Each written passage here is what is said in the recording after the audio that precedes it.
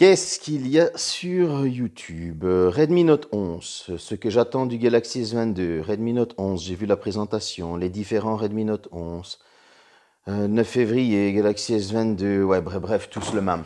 Salut la famille, j'espère que vous allez bien. Donc voilà, pour le moment, l'actu YouTube Tech, ben, c'est toujours le même, c'est un peu Redmi Note 11 partout et la future sortie du Galaxy S22. Je n'ai pas été personnellement transcendé par cette présentation de Redmi Note 11. Je n'ai pas fait de vidéo, ça ne m'intéresse pas. Je vous ferai un test lorsque je l'aurai eu dans mes mimines pendant un certain temps et pas un test à la va-vite. Vous le savez, vous me connaissez, je prends mon temps. Mais par contre, il y avait une montre qui avait été présentée. C'était la Xiaomi Watch S1 et moi, ben, je la teste depuis un peu plus de 15 jours maintenant.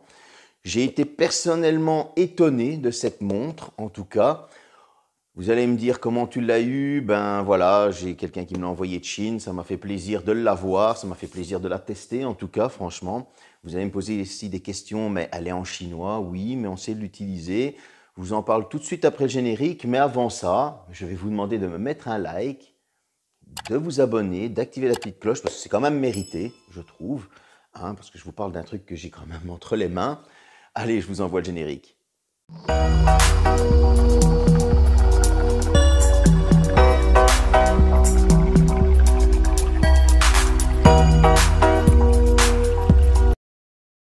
Cette Xiaomi Watch S1 est quand même pas mal fournie avec un écran AMOLED de 1,43 pouces tactile forcément.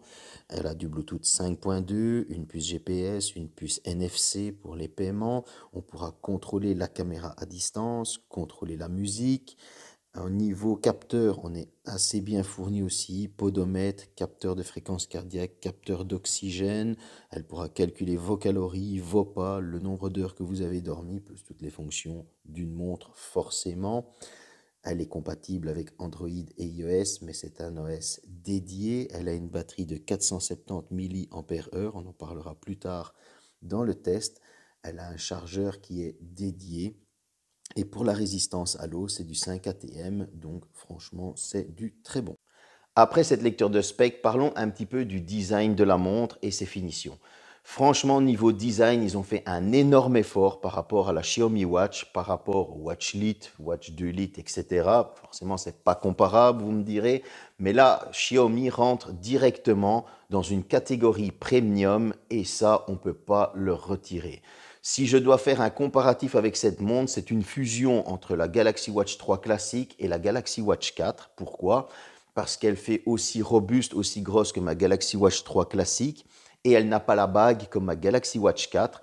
Et honnêtement, c'est vraiment du pur bonheur à utiliser. Je dois lui trouver un défaut niveau design, ce sera le capteur qui est légèrement prohubérant par rapport à ma Galaxy Watch 4. Il ressort un peu plus. C'est vraiment dommage. Si ils avaient pu l'intégrer un peu plus, ça aurait été top. Mais je pense que ça aurait se posé un petit souci au niveau de la batterie, chose on va en parler après. Parlons un petit peu de l'utilisation. Cette montre, je l'ai utilisée un jour sur un Mi 10 Lite, 2 jours sur un Poco F3 et une dizaine de jours sur le Galaxy S21 Ultra. Que ce soit sur les 3 téléphones, elle s'est comportée de la même façon. Avec Xiaomi Wear, j'ai reçu mes données en français. J'ai mis la région Chine pour qu'ils reconnaissent la montre. Mais à chaque fois, j'ai eu mes données en français, que ce soit les fréquences cardiaques, que ce soit l'oxygène dans le sang, le nombre de pas, le stress, les calories brûlées. Tout était transféré dans l'application et je les avais en français. Sur la montre, c'est totalement lisible. Bon, ok, c'est en caractère chinois, mais vos battements de cœur, vous allez pouvoir les voir, lire l'heure, idem. Le jour aussi, le pourcentage d'oxygène dans le sang, vous allez pouvoir le voir aussi. Donc voilà, ce n'est pas que vous êtes réduit à rien du tout lorsque vous utilisez la montre. Moi, en tout cas, j'ai pu l'utiliser pendant une dizaine de jours, ça ne m'a pas posé de problème. Ce qui est top, c'est que j'ai reçu les SMS dans la langue à laquelle je parle, c'est-à-dire en français. Le petit défaut, forcément, vous vous en doutez, je n'ai pas pu y répondre. Il y a le bouton pour y répondre, mais il ne reconnaît pas les caractères et donc, par ce fait, on ne peut pas répondre au message. Mais j'ai reçu les notifications via mon Galaxy S21 Ultra. Je ne parle pas des Mi 8 parce qu'il faut voir si elle peut être utilisée avec autre chose que Mi 8. Et avec mon Galaxy S21 Ultra, J'ai reçu les notifications de toutes mes applications. Toutes.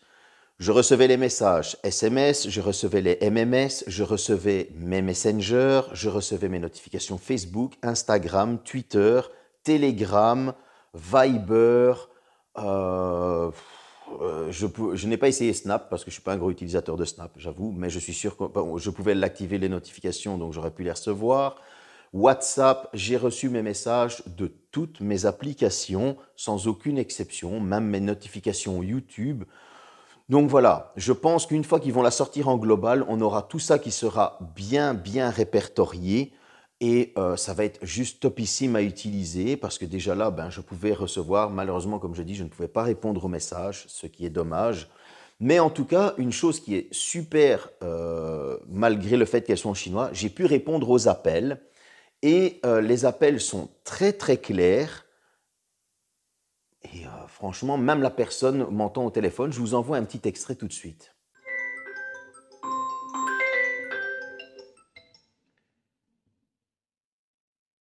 Allô? Allô? Tu m'entends bien? Oui, Et le son, il est clair et tout quand tu m'entends parler? oui. Ah ben ça va, je te remercie de m'avoir téléphoné. Comme vous avez pu le voir, en utilisation, en appel, j'ai pu répondre aux appels et c'est assez clair, assez fort pour pouvoir répondre. Le son n'est pas étouffé malgré qu'elle est au poignet. Donc franchement, bravo Xiaomi pour ce que vous avez fait là parce que j'ai pu l'utiliser sur mon S21 Ultra comme si c'était un téléphone Xiaomi. Et gros, gros point fort, vous allez pouvoir prendre une photo avec la montre et ça, même sur un S21 Ultra. J'ai pris mon S21 Ultra, je me suis dit, tiens, je vais essayer. J'ai appuyé et avec un léger décalage d'une seconde ou deux, ça a quand même pris la photo. Donc, franchement, ça c'est top, top, top. Alors, gros point fort aussi, je me suis dit, ouais, en fait, on ne pourra pas l'utiliser, ce sera seulement avec l'application musique de Xiaomi. Eh bien non, parce que je suis un utilisateur de YouTube Music. J'ai utilisé avec Spotify pour voir si on savait le faire aussi. Et oui, la montre a reconnu directement YouTube Music, a reconnu directement Spotify. Je pouvais mettre play, pause, avancer d'une musique, reculer d'une musique. Parmi la multitude de fonctionnalités, on n'a pas encore cité toutes les activités sportives que l'on peut retrouver dans la montre. Il y a un total de 117 activités sportives. Parmi les 117, je pense que le chiffre 117 vient un peu plus pour le marketing que pour l'utilité de la montre parce qu'on retrouve certaines activités qui sont très intéressantes, la course à pied, la marche à pied, le rameur, etc. Mais il y a des sports qui n'ont pas lieu d'être dans la montre, simplement. C'est tout ce qui est sport de combat. En étant amateur de boxe et en ayant pratiqué des arts martiaux, étant plus jeune, etc., et tout amateur de sport de combat vous le dira et pratiquant, on ne met pas de montre pendant qu'on s'entraîne, que ce soit au judo, au taekwondo, à l'aïkido, à n'importe quoi. On ne met pas de montre, ni à la boxe, ni dans les sports de self-défense. Peut-être pour faire plus réaliste à la rigueur, mais on n'a jamais vu Mayweather sur un ring avec une montre au poignet ou McGregor avec une montre au poignet non plus, ni Khabib, etc. Donc voilà, je trouve ça un peu débile d'avoir rajouté ces activités parce qu'elles n'ont pas lieu d'être, simplement. Pour ce qui est de l'utilisation, j'ai simplement adoré. Je suis impatient qu'elle sorte en global pour pouvoir faire la mise à jour, pour pouvoir répondre aux messages. Je ne vais pas pouvoir me séparer de cette montre parce qu'on va parler du nerf de la guerre, l'autonomie. Et là, Xiaomi, vous avez fait aussi fort qu'un certain Huawei dans le temps. J'ai tenu avec cette montre 14 jours en utilisation. Et quand je dis 14 jours, eux annonçaient 24 en veille, 12 jours en utilisation. Cette montre, je l'ai portée matin, midi, soir, nuit. Elle n'a pas quitté mon poignet. J'ai pris ma douche avec parce qu'elle va sous l'eau. Pour avoir mes temps de sommeil, pour avoir mes fréquences cardiaques, j'ai mis les fréquences cardiaques toutes les 30 minutes pour avoir le maximum. J'ai tout activé, tous les capteurs étaient activés, que ce soit le GPS pour aller me balader, parce que j'ai téléchargé l'application chinoise du GPS de la montre. J'ai tout activé. Et là, j'ai été super étonné parce que franchement, presque, enfin, quand je dis 14 jours, je pense qu'elle est morte pendant la nuit, mais 14 jours d'utilisation, c'est juste du pur bonheur. Vous me mettez cette montre en français, c'est juste topissime, vraiment. J'ai adoré cette autonomie.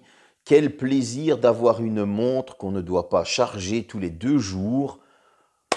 Bravo Xiaomi, franchement bravo. Il n'y a pas d'autre mot. Là, vous avez fait une montre qui est top.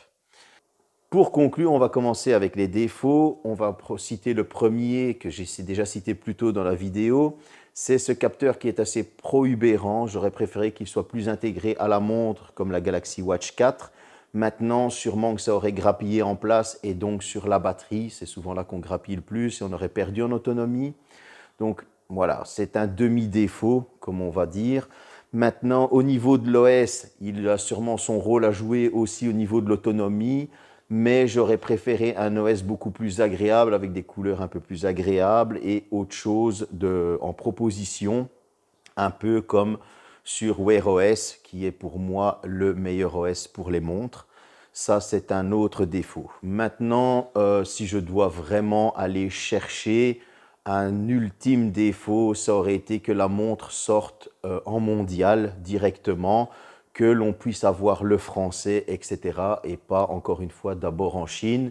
Et Dieu seul sait quand est-ce qu'elle sortira chez nous, parce que c'est souvent comme ça. Et puis quand elle arrive chez nous, ben, elle est même plus chère que ce qu'elle est en Chine. Merci notre gouvernement. Maintenant, citons les qualités de la montre. Alors, on va tout de suite avoir une réactivité de la montre, que ce soit au poignet quand on la lève pour regarder l'heure, elle est ultra réactive. Le capteur de battement de cœur pour tout ce qui est fréquence cardiaque et tout ça qui est très précis. Le capteur de levée. En tout cas, moi, j'ai trouvé qu'elle était très précise au niveau des pas, au niveau du déplacement en GPS avec l'application. J'ai trouvé qu'elle était très simple d'utilisation, malgré le fait qu'elle soit en chinois.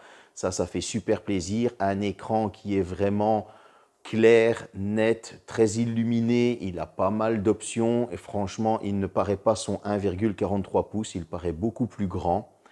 La montre est très légère, elle se fait vite oublier, elle est très agréable à porter. Donc voilà, je pense que toutes ces qualités éliminent les petits défauts que je lui ai trouvés juste avant, parce que comme j'ai dit, c'est des demi-défauts.